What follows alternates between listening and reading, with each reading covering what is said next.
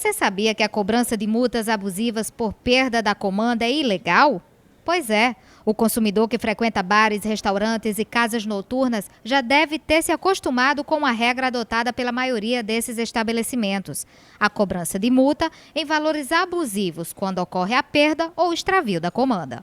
O consumidor tem aquela comanda como uma prática sua, como uso seu, e o estabelecimento deve ter um sistema interno que possa aí conferir e saber o quanto realmente o consumidor gastou. Todavia, caso essas comandas aí sejam aí, haja um desvio, um furto ou roubo, por exemplo, o estabelecimento será responsável por aquilo tudo. Caso tenha sido por uma perda do consumidor, o estabelecimento não poderá aí fazer cobranças abusivas e o consumidor, o procedimento a ser feito aí será informar o estabelecimento imediatamente que perdeu aquela comanda e informar o que foi que já consumiu para que possa aí, pelo princípio da boa-fé, pagar por aquilo que ele realmente consumiu.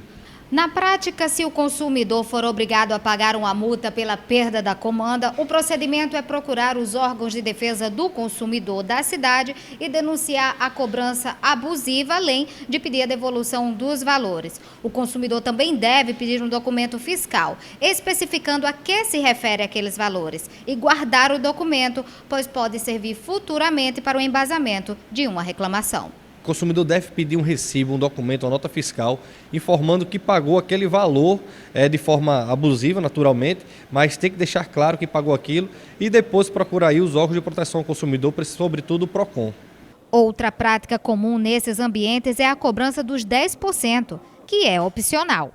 Não é obrigatória. Todavia, o estabelecimento que for cobrar aí os 10% pela taxa de serviço do que foi vendido no seu bar, restaurante, enfim, deve aí deixar claro ao consumidor em cardápio, em cartazes espalhados pelo estabelecimento também.